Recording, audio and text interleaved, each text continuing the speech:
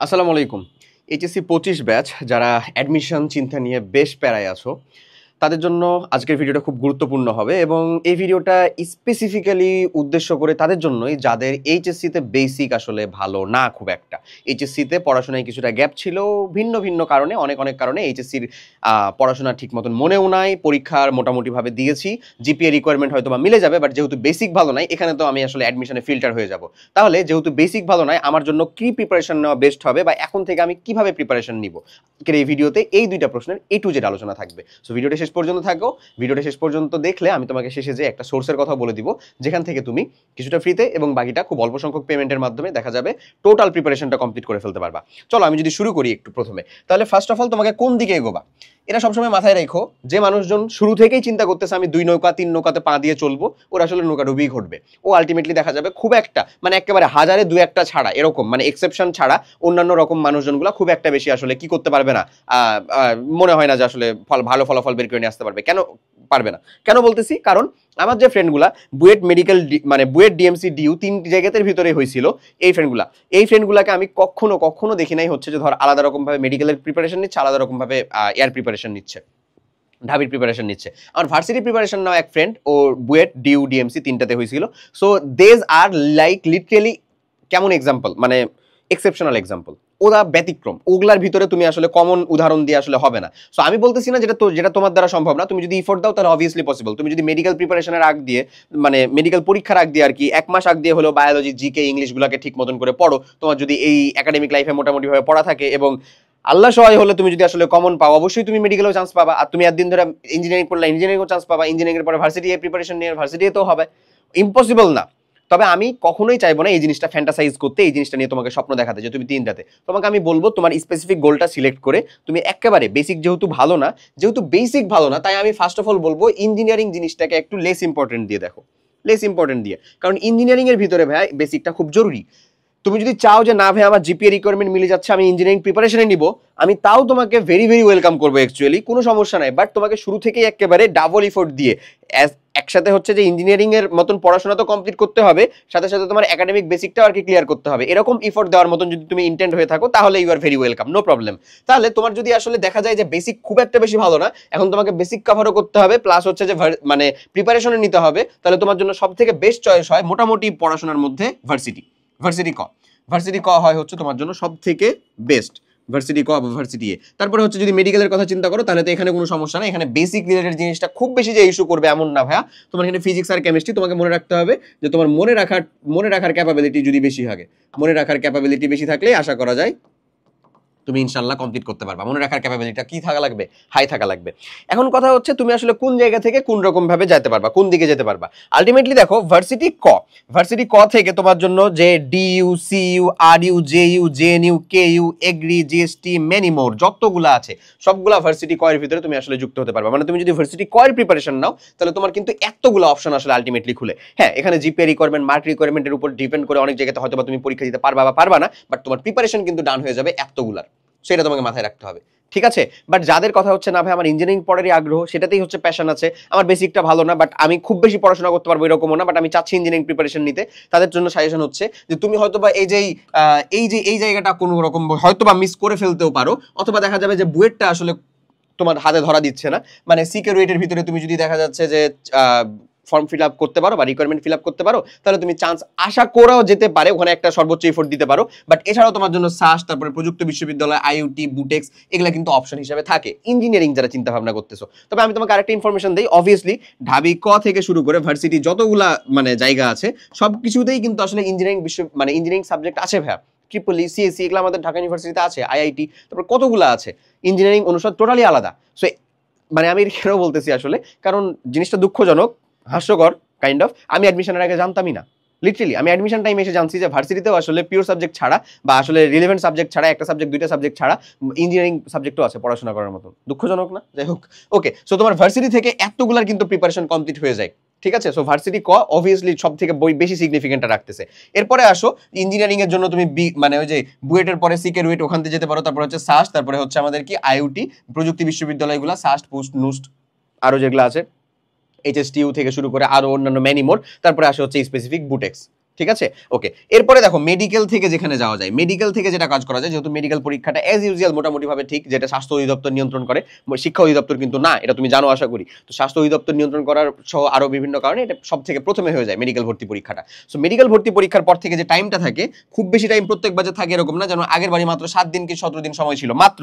ওখান থেকে আসলে ভার্সিটি কতে শিফট করা যায় এমন বলবো না, তবে শিফট করা কঠিন। বাট আমার কিছু একেবারে মানে কি বলবো সাথে যুক্ত থাকা স্টুডেন্ট ছিল যারা মেডিকেল ভর্তি পরীক্ষাতে হয়েছিল, মানে একটুর জন্য আর কি চান্স পায় নাই। পরবর্তীতে যে টাইমটুকু ছিল, ওদের কাছে টাইম ছিল বোধহয় 16 দিন মতন, ওই 16 দিন পড়াশোনা করার মাধ্যমে ওরা কিন্তু ঢাবি কয়ের ভিতরে হয়েছে, এবং একজন হচ্ছে অ্যাপ্লাইড ম্যাথের মধ্যেও পড়তেছে। আসলে দেখছো মেডিকেল প্রিপারেশন থেকে অ্যাপ্লাইড ম্যাথ, মানে কি একটা বৈচিত্র্য, কি একটা অবস্থা। বাট এটা কিন্তু ইম্পসিবল না, অবভিয়াসলি পসিবল।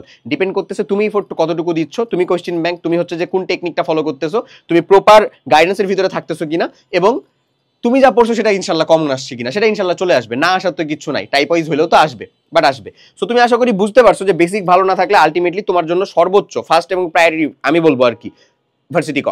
যদি তোমার কাছে মনে হয় হচ্ছে যে, কেন বলতেছি, কারণ ভার্সিটি কয়ের জন্য যতটুকু বেসিক লাগবে, এখানে বেসিক লাগবে না এমন মোটেও না, অবশ্যই লাগবে।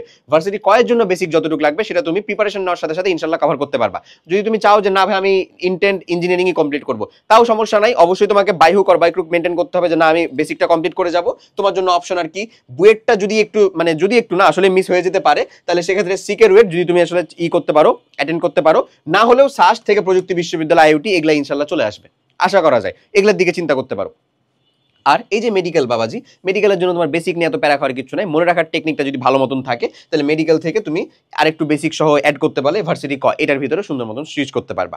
সো এইগুলা আসলে খুব ইউজুয়াল, খুব রিচুয়াল, এগুলো আসলে হয়, ঠিক আছে। তো সেজন্য আমি তোমাকে বলবো যে এই বেসিকটাকে কমপ্লিট বা ক্লিয়ার করার জন্য ওই তোমার একেবারে শুরুর প্রস্তুতি থেকে কিভাবে প্রস্তুতি নিতে হবে, এ টু জেড ডিটেলস আসোস আমি একটু বুঝাই দিই বিষয়গুলো। তুমি যদি চিন্তা করো, তাহলে ফার্স্ট অফ অল যেটা কমপ্লিট করতে হবে সেটা হচ্ছে একাডেমিক থিওরির পার্ট যা পড়তেছো শুরু থেকেই বেসিক বুঝে বুঝে গেল। ধরো তুমি হচ্ছে আমাদের হাল্ক স্ট্রাইক ভার্সিটি এই ইউনিট প্রোগ্রামের ভিতরে আছো, ঠিক আছে। এই ইউনিট প্রোগ্রামের মধ্যে আমি তোমাকে প্রথম রসায়নের প্রথম ক্লাস যেটা দিছি মৌলের পর্যাবৃত্ত ধর্ম এবং রাসায়নিক বন্ধনের উপরে, ক্লাসের লেন্থ কত 2 ঘন্টা 13 মিনিট ধরে নাও, 2 ঘন্টা 13 মিনিট। তুমি যে এই জিনিসটা পড়তেছো, তোমাকে মেক শিওর করতে হবে যে তুমি ওই খালি অ্যাডমিশনের জন্য যা বলতেছে তাই না, এখানে যে বেসিক পয়েন্টটা আছে মানে যেখান থেকে উত্তরটা আসলো সেটা যেন কমপ্লিট করতে পারো। এটার একটু বেসিক ডিফারেন্সটা বলি আর একটু ডিফারেন্স দিয়ে বুঝাই। আমি যখন এই মৌলের পর্যাবৃত্ত ধর্ম এবং রাসায়নিক বন্ধন চ্যাপ্টারটা নিলাম, তখন একাডেমিকের মধ্যে আমি নিয়েছিলাম হচ্ছে একাডেমিকের মধ্যে এই ক্লাসটা ছিল হচ্ছে টোটাল 8টা পার্টে। টোটাল 8টা পার্টের মধ্যে প্রত্যেকটাই কাইন্ড অফ লেন্থ কিরকম হবে, ওই যে ধরো হচ্ছে যে প্রায় 2 ঘন্টা থেকে 1.5 ঘন্টা মতন রীতিমতন এরকম। এখন যখন তুমি দেখতেছো যে আমি এটা ভার্সিটি ইউনিটের ক্লাসে দিছি, আমি তোমাকে এই জন্য কেমিস্ট্রিতে সর্বোচ্চ কয়টা ক্লাস দিতে পারবো? 2টা। নাহলে তুমি পড়বা কখন, নিজে প্র্যাকটিস করবা কখন, এখন যদি একাডেমিকের মতন পড়ো? এমন তো না। ওই 2টা ক্লাসেই কিন্তু এই 8টা ক্লাসের টোটাল সামারিটা আছে। সব জায়গাতে আমাকে কিন্তু এখন ডিরাইভ করে থিওরি দেখানো লাগেনি, কারণ ওটা তো তোমার একাডেমিক আমি কমপ্লিট করছি। আমি তো ধরে নিছি হচ্ছে যে তুমি পড়ছো, তোমার বেসিক নাই, তোমাকে সেখানে কাজ করতে হবে, এটা তোমার নিজেকে কাজ করতে হবে। সো আমি যেটা বলতেছি 8টা পার্টে যে কমপ্লিট করছিলাম ওটাই কিন্তু আমি এখন 2টা পার্টে পড়াইছি। একটা মিনিমাল জিনিস, একটা সিঙ্গেল জিনিস ইনশাল্লাহ বাদ দেওয়া নাই। তুমি ডেসক্রিপশন বক্সে কমেন্ট বক্সে লিংক দেওয়া আছে, যে চেক করতে পারো, ঠিক আছে। তুমি ডেমো ক্লাস চেক করলে ইনশাল্লাহ তোমার পছন্দ হবে। পছন্দ হলে তুমি অবশ্যই যুক্ত হয়ে যাও আমাদের সাথে Hulk strike varsity A unit programme. এখন যদি ভার্সিটি ইউনিট প্রিপারেশন না চিন্তা থাকে, এখন আমি তোমাকে বলি জিনিসটা হলো যে শুধু তো যেটুকু পড়াইছি সেটুকু বাদ, মানে কোনো যে বাদ নাই এটা এমনও না, বরঞ্চ এই যে এখন আমি তোমাকে যে 2 ঘন্টা 13 মিনিট আর একটা 3 ঘন্টা পার্ট গেছে, এটুকু সময়ের ভিতরে কিন্তু আমি তোমাকে কিছু ভার্সিটি ইউনিটের স্ট্যান্ডার্ড কোয়েশ্চেনগুলোকে সলভ করার জন্য কিছু স্পেশাল টিপস অ্যান্ড ট্রিক্স সহ কিছু স্পেসিফিক কোয়েশ্চেনও সলভ করাই দিছি। সো ওই সব কিছুই কিন্তু এখন বর্তমানে তোমাকে কতটুকুর ভিতরে নিয়ে আসা হয়েছে, অবভিয়াসলি দেখা গেছে যে ইন টোটালে 6 থেকে 6.5 ঘন্টার ভিতরে নিয়ে আসা হয়েছে। সো তোর যদি বাবাজি বেসিক না থাকে, শুধু সেটা ক্লিয়ার না থাকে, তাহলে তুই 6.5 এর ভিতরে আসলে কমপ্লিট করে আর কি খুব বেশি বুঝতে পারবি না। তো সেজন্য যে কাজটা করতে হবে, যে কোনো একটা কনসেপ্টে কোনো একটা জায়গাতে যদি আসলে বুঝতে প্রবলেম হয় যে ভাইয়া এখান থেকে এটা যেটা করলে এটা বুঝতেছি না, সেটার জন্য দ্রুত সেখানে বেসিকে যেতে হবে। সেটা হচ্ছে একেবারে ডিপ ইন ডিটেলসের কারণটা খুঁজতে হবে, কি ছিল এটা, কেন পাচ্ছি না, কেন পারবো না, এভাবে বেসিকটা কমপ্লিট করে এগোতে হবে।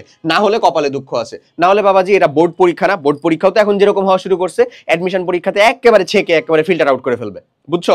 ওকে, এরপরে দেখো পড়া অংশের কোশ্চেন ব্যাংক সলভ, এটা প্রত্যেক দিন মাস্ট। একেবারে তুমি যতটুকু পড়লা, যে ক্লাসটা কমপ্লিট করলা ওখানে ধরো তোমার টোটাল টপিক 1 থেকে 7 10 পর্যন্ত কভার করা হয়েছে, ধরে নাও 1 থেকে 7 1 থেকে 10 তোমার টোটালে কোশ্চেন ব্যাংকের মধ্যে ধরো টপিক আছে 14টা বা 15টা 18টা। তো টোটালে হচ্ছে ধরে নাও যেহেতু অর্ধেক করে করা হচ্ছে 1 থেকে 9 পর্যন্ত কমপ্লিট করা হলো। তো তোর অবশ্যই ওইটার ক্লাস কমপ্লিট করার পরে নিজে যে কাজটা করতে হবে, যে 1 থেকে ওই 9 পর্যন্ত টোটাল টপিক তুমি কোয়েশ্চেন ব্যাংক সলভ করে যাবা নিজে, মাস্ট, এটা একেবারে ফরজ।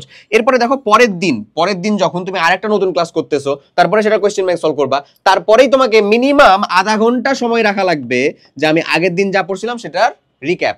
সেটা কি রিক্যাপ করবা কেমনে? নিজের নোট থেকে, নিজের করা নোট থেকে। তুমি যে একটা ক্লাস করতেছো 2 ঘন্টা, এটা নিজের নোট করবা না, এই নিজের নোট থেকে হচ্ছে সব সময় ডিভাইসটা যেটা সামনে আছে এটা সামনে এরকম থাকবে, তুমি হচ্ছে যে ক্লাসের নিজের নোট করে করে বুঝবা, স্পেসিফিক ইম্পর্টেন্ট পয়েন্ট যেগুলো ক্লাসে ভাইয়া বলে দিচ্ছে প্লাস তোমার কাছে মনে হচ্ছে, এই ইম্পর্টেন্ট পয়েন্টগুলোকে সবসময় লিখবা, এই ইম্পর্টেন্ট পয়েন্টগুলোকে সবসময় আলাদা করবা। ওকে, এরপরে আসো মানে যেটা আমাদের 4 নাম্বার কাজ, সেটা হচ্ছে দিন শেষে ওটার একটা এক্সাম।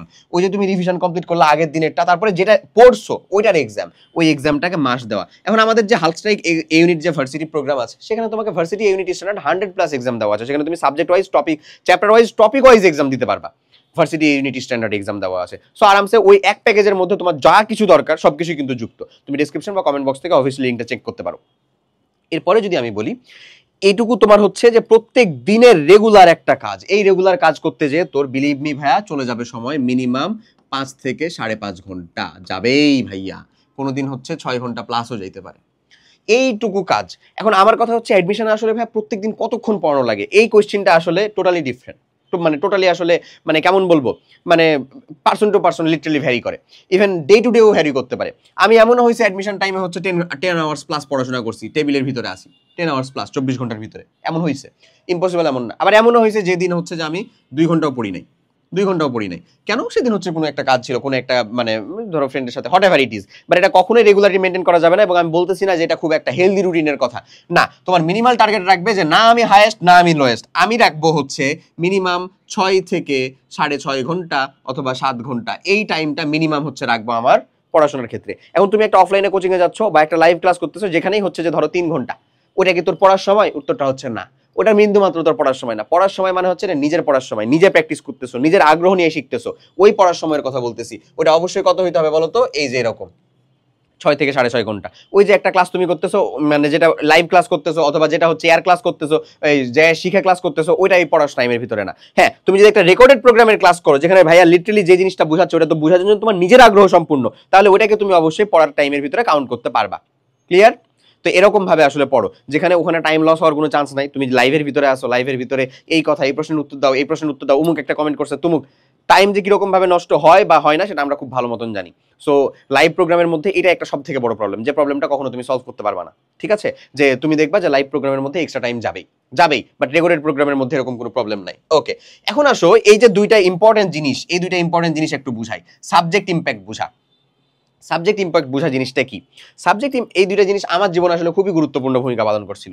যেমন দেখ, তুই জানিস যে ভাইয়া তোকে ফিজিক্স, কেমিস্ট্রি, ম্যাথ, বায়োলজি ঢাবি করার জন্য দাগাতে হবে। ধর তুই বায়োলজি বা ম্যাথ বাদে হয়তো বা কোনো একটা অপশনাল দাগানোর চিন্তা করতেছিস, বাট দাগাতে তো হবে এরকম। আচ্ছা, সো ম্যাথ প্লাস হচ্ছে আমাদের ফিজিক্স, এই দুই যে পার্টটা, এখানে যে এমসিকিউ গুলা থাকবে, হ্যাঁ, যে আমাদের বহু নির্বাচনী গুলা থাকবে, এটাও তো তোর 45 সেকেন্ডের ভিতরে উত্তর করতে হবে রে ভাইয়া। সো 45 সেকেন্ডের ভিতরে একটা ম্যাথ উইদাউট ক্যালকুলেটর সলভ করা কি খুবই ছোটখাটো কাজ মনে হচ্ছে? নাদান বাচ্চার মতন কাজ মনে হচ্ছে? উত্তরটা হচ্ছে না। প্রচুর পরিমাণে প্র্যাকটিস, প্রচুর পরিমাণে ক্ষিপ্রতা এবং প্রচুর পরিমাণে এক্সপার্টিস না থাকলে এটা কিন্তু খুবই সহজ কাজ না, সবগুলাই তুমি কমপ্লিট করতে পারবা না। বাট তুমি যদি আসলে চিন্তা করো কেমিস্ট্রি, তুমি যদি আসলে চিন্তা করো বায়োলজি, এখানে যে থিওরিটিক্যাল কোশ্চেনগুলো আসবে, এগেন আমি যে কথা বলতেছি ফিজিক্সে যে থিওরিটিক্যাল কোশ্চেনগুলো আসবে সবই তো আর ম্যাথ থাকবে এরকম না। ধর ম্যাথেও যে শর্ত রিলেটেড কোশ্চেনগুলো আসবে, ওই কোশ্চেনগুলো উত্তর করতে যেটা তুই পারবি আসলে থিওরিটিক্যাল, ওটা কি 10 সেকেন্ডের বেশি লাগবে না। এবং ওই দিক থেকে চিন্তা করতে গেলে সব থেকে বেশি আগায় থাকবে আমার কি বলতো ভাইয়া? বায়োলজি, কারণ এখানে থিওরিটিক্যাল জিনিসই বেশি। তারপরেই থাকবে কে? কেমিস্ট্রি। এন্ড কেমিস্ট্রি তো তোর হচ্ছে মাস্ট, দ্যাটস ওয়াই আমি কেমিস্ট্রিকে সব থেকে উপরে লিখছি। যে ম্যাথ দাগাবি, বায়োলজি বাদ দিবি, তার জন্য কেমিস্ট্রি মাস, যে হচ্ছে যে ম্যাথ বাদ দিবি, বায়োলজি দেখাবি, তার জন্য কেমিস্ট্রি মাস। তো কেমিস্ট্রির একটা যে থিওরিটিক্যাল কোশ্চেন, এটা তো উত্তর করতে তো 10 সেকেন্ড লাগে। সো তুই আগে ওটাকে কর না, ওটার ভিতরে বেশি প্রায়োরিটি দিয়ে চিন্তা কর না, কারণ ওখান থেকে বাঁচানোর সময়টা তো তুই পরবর্তীতে ম্যাথ বা ফিজিক্সের যে টাইম, মানে যেগুলাতে হচ্ছে যে লাগবে আসলে আমার পড়তে হবে বেশি, সেগুলাতে দিতে পারবা। কথা বোঝা গেছে? সো এই অপশনটা তুমি অবশ্যই একটা চিন্তায় রাখতে পারো, টেন্ডেন্সিতে নিয়ে আসতে পারো। এরপরে আবার আসে হচ্ছে সব বিষয়ে গুরুত্ব দেওয়া, এটা আবার অবশ্যই গুরুত্বপূর্ণ, সব বিষয়ে গুরুত্ব দেওয়া। এই জিনিসটা আমি না করাতে ফেসে গেছি। কেমন ফেসে গেছি? বায়োলজি পড়তাম না, PCM, engineering preparation, PCM, physics, chemistry, math ছাড়া আর কিছু পড়বো না, এই চিন্তা ভাবনা নিয়ে এখন কিভাবে ফেসে গেলাম? বায়োলজি এখন দাগাতে হবে, বায়োলজি না দাগালে ইংরেজি বাংলা দাগাতে হবে। ওই ইংরেজি বাংলাতে যে প্যাঁচ দেয়, ইংরেজি তো আমি আধা বুঝি না, তাহলে বায়োলজি আমার জন্য সেফ জোন। এখন বায়োলজি যে দাগাবো, বায়োলজি আমি পড়ি নাই, কেমনে দাগাবো? এখানেই আসছিল হচ্ছে মেন খেলা। সো তো আমি আসলে শুরু করছিলাম 1 মাস আগে থেকে, ঢাবি পরীক্ষার 1 মাস আগে থেকে এই বায়োলজির প্রিপারেশন নেওয়া। আমি প্রচুর পরিমাণে কোশ্চেন সলভ করতাম এবং হচ্ছে টেকনিকগুলোকে মনে রাখার চেষ্টা করতাম। ইনশাল্লাহ আল্লাহ আমার সহায় হয়েছিল, আমি পারছি। সো তোমার ক্ষেত্রে এমন হবে ভাইয়া, তুমি মাথায় রেখো তুমি হচ্ছে যে আর একটা ইংরেজি দাগাবা না কি দাগাবা, বাংলা দাগাবা নাকি বায়োলজি দাগাবা নাকি math math chemistry physics biology এটি দাগাবা, এটা টোটালি তোমার উপরে চিন্তা ভাবনা করতেছে তুমি কি দাগাবা। কোন সিদ্ধান্তহীনতায় যদি ভোগো কাইন্ডলি কমেন্ট করে সেটা জানাতে পারো, বাট বিলিভ মি সব সাবজেক্টেই তোমার গুরুত্ব দিতে হবে। যেটা তুমি অপশনালের বদলে দাগাচ্ছ বা অপশনাল হিসেবে দাগাচ্ছ সেটারও ইম্পর্টেন্ট মোটেও কম না, সেটাকেও খুব ভালো মতন গুরুত্ব দিয়ে তোমাকে পড়তে হবে, কারণ ও তোমার আলটিমেটলি মার্ক কন্ট্রিবিউট করতেছে একটা টপ রেজাল্ট করতে বা অথবা মেরিটের ভিতরে জায়গা করে নিতে। ক্লিয়ার? সো আশা করি A to Z জিনিসটা বুঝা গেছে। বেসিক কমপ্লিট না থাকলে আমরা এই 4টা স্টেপ প্রত্যেক দিন ফলো করে পড়াশোনা করবো, ইনশাল্লাহ তোমার বেসিকটা ক্লিয়ার হয়ে যাবে, প্লাস তুমি হচ্ছে ভালো একটা জায়গার মধ্যে মানে জাস্ট খালি মেরিটে যুক্ত হবে এমন না, ইনশাল্লাহ টপও করতে পারবা। সাথে সাথে এই 2টা বোনাস পয়েন্টও আমরা মনে রাখবো। সো তুমি ডিসক্রিপশন বক্স বা কমেন্ট বক্স থেকে আমাদের যে হালকস্টার ইউনিভার্সিটি ইউনিট প্রোগ্রাম সেটার লিঙ্ক দেখতে পারো, সেখানে যেতে পারো, সেখানকার ডেমো ক্লাসগুলো চেক করতে পারো এবং তোমার পছন্দ হবে অবশ্যই যুক্ত হয়ে যাও। আজকে সবাই অনেক ভালো থাকো, দেখা হবে পরবর্তী কোনো একটা ভিডিওতে। স্টিল যে প্রবলেমগুলো ফেস করতেছো, do comment and let us know, will try to solve it out. Clear? আল্লাহ হাফেজ, আসসালামু আলাইকুম।